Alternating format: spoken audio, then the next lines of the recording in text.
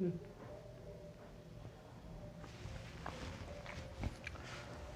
Students, कैसे हो आप सब। आशा करता हूँ कि आप सभी घर पे सुरक्षित होंगे, कुशल होंगे। जैसा कि आपने पिछले वीडियो में देखा था, मैंने प्लस 2 के सिलेबस के बारे में बात किया था। तो आज हम लोग क्लास 12 के unit first exercise first solid state के बारे में बात करेंगे। इस चैप्टर को पढ़ने से पहले इसकी जो बेसिक है उन बातों को लेते हुए इस चैप्टर में हम अपनी पढ़ाई को जारी रखेंगे। तो सबसे पहले हम लोग ये समझते हैं कि मैटर क्या है, पदार्थ क्या है। तो पदार्थ जो है वैसी वस्तु होती है जो स्थान छेदता है, जिसमें भार होता है, द्रव्यमान होता है, जो अवरोध अर्थात रुकावट उत्पन्न करता है। वो सब वस्तुएं क्या कहलाएंगे? पदार्थ कहलाएंगे। यानी कि आपकी आंखों के सामने जितनी चीजें हैं, everything which is present in front of your eyes is called matter. वो सब के सब मैटर हैं, पदार्थ हैं। तो आप पदार्थ का एक छोटा सा डेफिनेशन दे सकते हो, वैसी वस्तु जिसके द्वारा स्थान छेका जाता है, स्थान घेरा जाता है, जिसमें कुछ द्रव्यमान होता है, कुछ भार होता है, जो अवरोध उत्पन्न करता है, जो रुकावट डालता है, वो सब के सब पदार्थ होते हैं ना। अब हम अगर बात करें टाइप्स ऑफ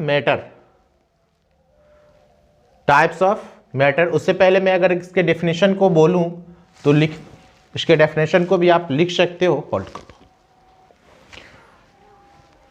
तो पदार्थ का डेफिनेशन को हम लोगों ने देखा, जैसे आपके आंखों के सामने जितनी सारी चीजें हैं, वैसी चीजें जो आपकी आंखों के सामने नहीं भी है, वो सब के सब पदार्थ हैं ना। जैसे आप कह सकते हो, एग्जाम्पल के रूप में कह सकते हो, शुगर, सॉल्ट, बुक, etc।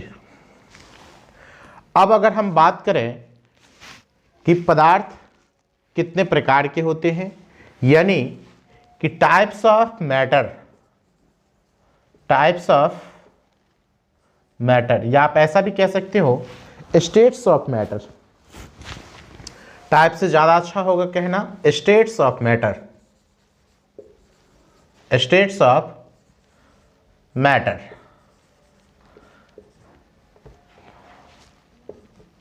पदार्थ की अवस्थाएं।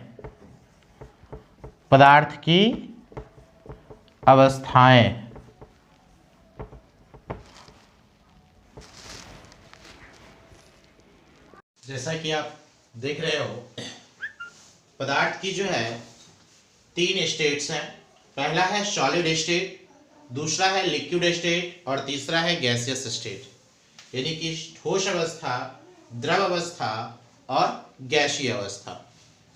ठोस अवस्था, द्रव अवस्था और गैसीय अवस्था। तो हम सबसे पहले जानेंगे कि सॉलिड स्टेट ये होता क्या है, यानी कि पदार्थ की ठोस अवस्था क्या होता है।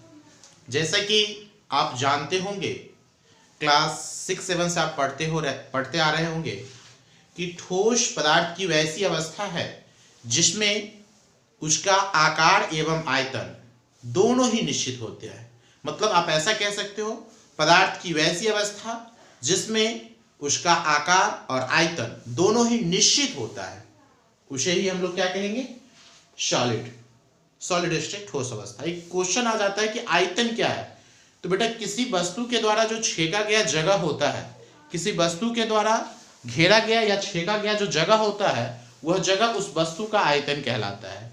जैसे अगर ये एक मोबाइल है ना, मोबाइल फोन है, अब यहाँ पर इसने कुछ स्पेस को ऑक्युपाई कर लिया है ना। आप जैसा कि देख रहे हो कि अपने स्क्रीन पे इसके द्वारा यहाँ पर कुछ जगह को छेका गया था। ये जगह ही इस मोबाइल के लिए क्या कहलाएगा? इस मोबाइल के लिए जगह इसका आयतन कहलाएगा। क्लियर है? तो चलिए, तो इसके डेफिनेशन को हम लोग दे सकते हैं इस प्रकार कि अगर इसके बात करें, आकार और आयतन की, आकार और आयतन की अगर बात करें तो इसका आकार जो होता है वो निश्चित होता है और आयतन भी ये भी निश्चित होता है। लेकिन अगर द्रव की बात करें तो इसमें क्या होता है, आकार अनिश्चित होता है। आकार जो है वो अनिश्चित होता है और आयतन जो है वो निश्चित होता है। और अगर इसकी बात करें गैसियस स्टेट में तो इसका आकार और आयतन दोनों ही अनिश्चित होता है। आकार भी अनिश्चित और आयतन भी अनिश्चित, दोनों ही अनिश्चित होता है। यानी आप कह सकते हो इसका डेफिनेशन, वैसे आपसे डेफिनेशन पूछा नहीं जाएगा लेकिन जानकारी रखना जरूरी है। पदार्थ की वैसी अवस्था आप डिफाइन कर सकते हो बच्चे। अगर आपको दिक्कत हो तो वीडियो को पॉज करके आप मेरी बातों को नोट कर सकते हैं। जब आप वीडियो देख रहे होंगे उस समय मैं डेफिनेशन बोल दूं कि सॉलिड स्टेट पदार्थ की वैसी अवस्था है जिसमें उसका आकार और आयतन दोनों ही फिक्स होते हैं, दोनों में कोई बदलाव नहीं होता है। सपोज करो ये मार्कर है, इस मार्कर के द्वारा आज इतना जगह छेका गया है, इतना जगह घेरा गया है, तो कल ये ज्यादा हो जाएगा, ऐसी बातें नहीं है। इसका फिक्स है आयतन, मतलब ठोस का जो होता है आकार, अगर इसका जो आकार है, कल ऐसा नहीं है कि इसकी आकार जो है आज मान लेते हैं 5 से 6 इंच की है तो कल ये 15 इंच की हो जाएगी। इसकी मोटाई अगर मान लेते हैं कि 6 mm है तो कल इसकी मोटाई 15 mm हो जाएगी, ऐसी बातें नहीं है। इसका आकार और आयतन दोनों ही फिक्स होता है। तो नहीं आप ऐसा कह सकते हो इसका आकार और आयतन दोनों निश्चित होता है, ठोस कहलाते हैं। लिक्विड स्टेट क्या है कि पदार्थ की वैसी अवस्था जिसमें उसका आकार अनिश्चित होता है लेकिन आयतन निश्चित होता है। आप देखोगे जैसे कि दूध ले लो, पानी ले लो ना, कोई तेल ले लो, आप ये सब लिक्विड स्टेट में पाए जाते हैं क्योंकि इसका आकार बदलते रहता है। कैसे, अगर आप इसे जिस पात्र में रखते हो वो उसका आकृति को ग्रहण कर लेता है। आप अगर बाल्टी में रख रहे हो किसी तरल पदार्थ को, किसी द्रव को, तो बाल्टी के आकार का हो जाता है। ग्लास में रख दोगे आप तो वो ग्लास के शेप का हो जाता है। जग में रख दोगे आप तो जग के शेप का हो जाता है। यानी आप कह सकते हो इसका आकार अनिश्चित होता है लेकिन आयतन निश्चित होता है। लेकिन उसका आयतन की अगर बात करें तो उसका जो वॉल्यूम है कहीं भी रखोगे उसके द्वारा सेम जगह को छेका जाएगा, चाहे आप बाल्टी में रखो, जग में रखो, ग्लास में रखो, टब में रखो, कहीं भी रखो। तो चलिए अब बात करते हैं गैसियस स्टेट। इसका ना तो आकार निश्चित होता है न ही आयतन, अर्थात दोनों ही अनिश्चित होते हैं। वैसे आपको इस दोनों को क्लास 11th में पढ़ने थे। आप जैसा कि देख रहे हो आपका चैप्टर सॉलिड स्टेट है, तो हमें जो बात पढ़ने हैं +2 में वो पढ़ने हैं सॉलिड स्टेट यानी कि ठोस अवस्था के बारे में। तो आगे की क्लास में हम लोग सॉलिड स्टेट को देखेंगे। कहने का मतलब है इन चीजों को हम लोग क्लास 11th में पढ़ चुके हैं। तो अब जो हम बात करेंगे वो सॉलिड स्टेट का। लेकिन मैं एक बात और भी बता दूं, बहुत सारे बच्चे का ये कंफ्यूजन होगा कि बहुत सारे बच्चे के मन में ये चल रहा होगा कि किसी ने पढ़ा होगा क्लास 9th में पदार्थ की 5 अवस्थाएं होती है, जिसमें एक अवस्था प्लाज्मा है और एक अवस्था बॉस-आइंस्टीन कंडेंसेट है। तो मैनली देखा जाए तो पदार्थ की 3 ही अवस्था है, सॉलिड, लिक्विड और गैस। चौथी भी अवस्था है जिसे आप प्लाज्मा कहते हो। 5वीं भी अवस्था है जिसे बॉस-आइंस्टीन कंडेंसेट यानी कि BEC कहते हैं। तो खैर उन चीज़ों के बारे में हमें यहाँ पढ़ने नहीं है, हमें +2 में सॉलिड स्टेट के बारे में पढ़ने हैं। तो हम लोग पढ़ेंगे सॉलिड स्टेट को।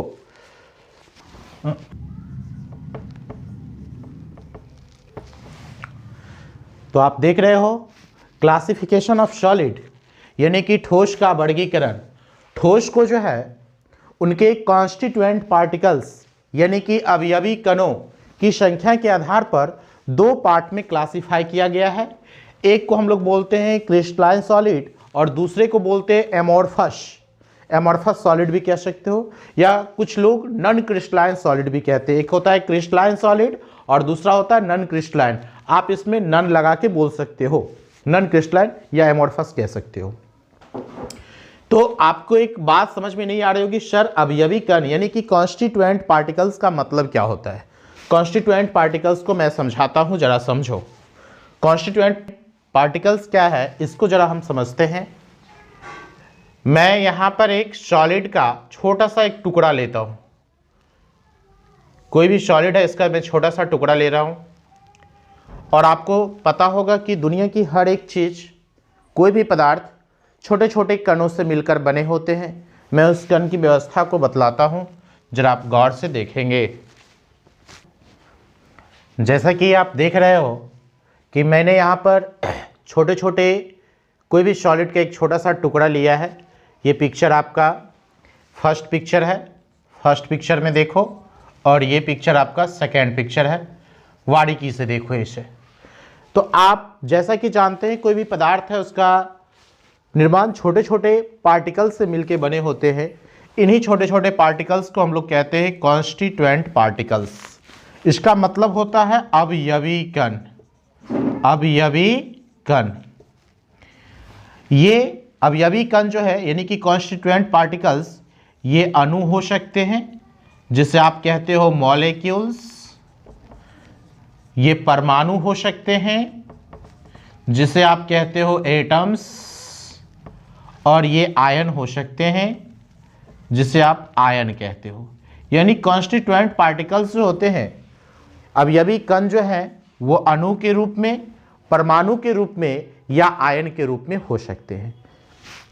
तो ये जो कॉन्स्टिट्यूएंट पार्टिकल्स है, अगर आप फिगर फर्स्ट में देख रहे हो तो ये कॉन्स्टिट्यूएंट पार्टिकल्स यानी कि अवयवी कण। ये अवयवी कण क्या क्या हो सकते हैं बेटा? जब भी कॉन्स्टिट्यूएंट पार्टिकल्स की बात हो तो आपको ये समझ लेना है, या अवयवी कण बोले तो आपको ये समझना है कि सर अणु के बारे में बात कर रहे हैं, यानी कि मॉलिक्यूल्स के बारे में बात कर रहे हैं, एटम्स परमाणु के बारे में बात कर रहे हैं, या फिर आयंस आयन के बारे में बात कर रहे हैं। तो ये जो कॉन्स्टिट्यूएंट पार्टिकल्स है एक निश्चित ऑर्डर में सजा हुआ है, एक निश्चित पैटर्न को बना रहा है। पैटर्न आप जानते होंगे।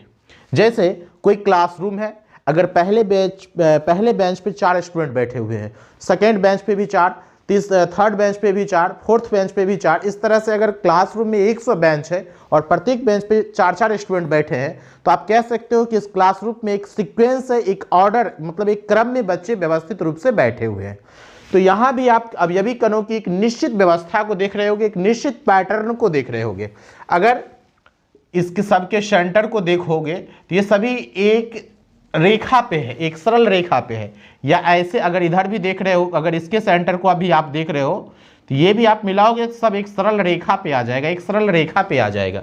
यानी कह सकते हैं ये जो कण है एक निश्चित पैटर्न में सजे हुए हैं, एक निश्चित पैटर्न को बनाते हैं ना। और ये स्टार्टिंग से लेके, एस का मतलब स्टार्टिंग समझना, ई का मतलब एंडिंग समझना, ये स्टार्टिंग से लेके एंडिंग तक, मतलब जहां से स्टार्ट होता है और फिर जहां पे एंड होता है, एक ही पैटर्न में शुरू से लेके लास्ट तक सजे हुए हैं। तो इसको आप कह सकते हो ये लॉन्ग रेंज ऑर्डर में होते हैं। किस ऑर्डर में होते हैं? लॉन्ग रेंज ऑर्डर में। यानी कि हिंदी में आप कह सकते हो, हिंदी में आप कह सकते हो दीर्घप्रासी व्यवस्था, दीर्घप्रासी व्यवस्था। यानी आपसे अगर पूछा जाता है कि क्रिस्टलाइन सॉलिड क्या है, तो आप कह सकते हो कि वैसा ठोस जिनमें उसके कॉन्स्टिट्यूएंट पार्टिकल्स यानी कि उसके अवयवी कण नियमित रूप से एक निश्चित ऑर्डर में, लॉन्ग रेंज में या लॉन्ग रेंज ऑर्डर में व्यवस्थित होते हैं। तो ठोस का वैसा टाइप क्या कहलाता है? क्रिस्टलाइन सॉलिड कहलाता है, क्रिस्टलीय ठोस कहलाता है। एक बार पुनः जो बच्चे इस वीडियो को देख रहे होंगे, वीडियो को पॉज करके आप डेफिनेशन को नोट कर सकते हो कि वैसा ठोस जिसमें उसके कॉन्स्टिट्यूएंट पार्टिकल्स एक निश्चित पैटर्न में, एक निश्चित व्यवस्था में लॉन्ग रेंज ऑर्डर में सजे रहते। लॉन्ग रेंज ऑर्डर का मतलब है आप देख रहे हो स्टार्टिंग से एंडिंग तक एक ही पैटर्न में सजे हुए हैं कॉन्स्टिट्यूएंट पार्टिकल्स, इसी को कहेंगे लॉन्ग रेंज ऑर्डर, और एक पैटर्न में सजे हुए हैं। तो इस तरह की जो ठोस होंगे, इस तरह के जो ठोस होंगे, वैसे ठोस को हम लोग कह सकते हैं क्रिस्टलीय ठोस। अगर आप एमॉर्फस की बात करो, या एमॉर्फस सॉलिड या नॉन क्रिस्टलाइन सॉलिड भी आप कह सकते हो, इसकी बात करोगे तो इसके जो कॉन्स्टिट्यूएंट पार्टिकल्स हैं यानी कि अवयवी कण हैं, ये कॉन्स्टिट्यूएंट पार्टिकल्स हैं, ये निश्चित क्रम में सजे हुए नहीं। आप देखोगे अगर आप देखते हो यहाँ पर, अगर इस सब के सेंटर को देखोगे तो यहाँ पर कुछ ऑर्डर लग रहा है कि इसमें तो कुछ ऑर्डर मेंटेन हुआ है, यहाँ भी कुछ ऑर्डर मेंटेन हुआ है, लेकिन फिर आगे से ये मेंटेन नहीं हो पा रहा है। आगे यहाँ पे पार्टिकल्स के जो ऑर्डर है वो मेंटेन नहीं हो पा रहे हैं, यानी कि इसमें कॉन्स्टिट्यूएंट पार्टिकल्स जो होते हैं उसकी व्यवस्था जो होती है अनियमित होती है, नियमित नहीं होती है, अनियमित होती है। यानी कि आप ये भी कह सकते हो ये कॉन्स्टिट्यूएंट पार्टिकल्स जैसे इसमें से लॉन्ग रेंज ऑर्डर में होते हैं, तो यहां पर आप कह सकते हो शॉर्ट रेंज ऑर्डर। ये शॉर्ट रेंज ऑर्डर यानी कि लघु परासी व्यवस्था, लघु परासी व्यवस्था यानी crystalline solid, non crystalline solid वैसे ठोस होते हैं,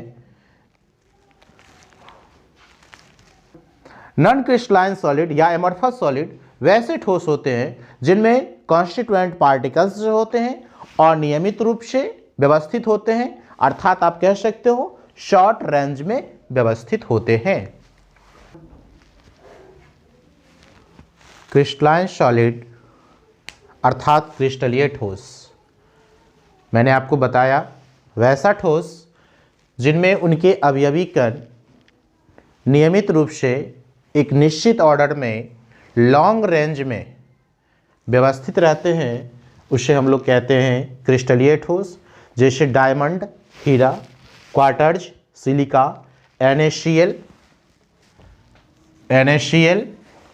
KCl, Fe, Au, Cu, etc। ये कॉपर है, ये ऑरम सोना है, Fe लोहा, आयरन जिसको बोलते हो, पोटाशियम क्लोराइड हो गया, सोडियम क्लोराइड हो जाएगा, क्वार्ट्ज, सिलिका इत्यादि, ये सभी जो है क्रिस्टलाइन सॉलिड के एग्जाम्पल हैं। ध्यान रखेंगे बेटा, यहाँ से आपके एग्जाम में MCQ क्वेश्चंस पूछे जाते हैं। MCQ मतलब ऑब्जेक्टिव। आपसे पूछा जाएगा निम्नलिखित में से कौन क्रिस्टलीय ठोस है, निम्नलिखित में से कौन अक्रिस्टलीय ठोस है, या निम्नलिखित में से कौन क्रिस्टलीय ठोस नहीं है, अक्रिस्टलीय ठोस नहीं है। इस टाइप के MCQ आते हैं यहाँ से। चलिए अब हम लोग देखते हैं एमॉर्फस सॉलिड, जिसको आप नॉन क्रिस्टलाइन सॉलिड भी कह सकते हो, एमॉर्फस सॉलिड कह सकते हो, या फिर नॉन क्रिस्टलाइन सॉलिड भी कह सकते हो, यानी कि अक्रिस्टलीय ठोस। बस जस्ट उसका अपोजिट एक याद कर लो, दूसरा डेफिनेशन खुद ब खुद याद हो जाएगा। इनमें क्या होते हैं, इनके कॉन्स्टिट्यूएंट पार्टिकल्स जो होते हैं एक निश्चित ऑर्डर में नहीं होते, एक निश्चित पैटर्न में नहीं होते हैं, डिसऑर्डर में रहते हैं, यानी कि शॉर्ट रेंज ऑर्डर में रहते हैं। अगर ऑर्डर भी है तो पूरे में स्टार्टिंग से एंडिंग तक ऑर्डर नहीं है, कहीं एक दो पैटर्न सेम है, फिर वो डिसऑर्डर में आ जाते हैं। यानी उनके कण की जो व्यवस्था होती है वो प्रॉपरली सही तरीके से निश्चित पैटर्न में अरेंजमेंट नहीं होते हैं, या कह सकते हो आप वो शॉर्ट रेंज में व्यवस्थित रहते हैं। जैसे कि आप कांच को कह सकते हो, रबर, प्लास्टिक, मोम, ये सभी जो है नॉन क्रिस्टलाइन सॉलिड या एमॉर्फस सॉलिड के कुछ उदाहरण हैं। यहाँ से भी आपके एग्जाम में MCQ क्वेश्चन पूछे जा सकते हैं कि निम्नलिखित में से कौन अक्रिस्टलीय ठोस का उदाहरण है, या निम्नलिखित में से कौन अक्रिस्टलीय ठोस का उदाहरण नहीं है। तो फिर हम मिलते हैं अगले क्लास में। अगले क्लास में देखेंगे what is difference between crystalline solid and amorphous solid. तब तक के लिए गुड बाय, फिर मिलते हैं अगले क्लास में।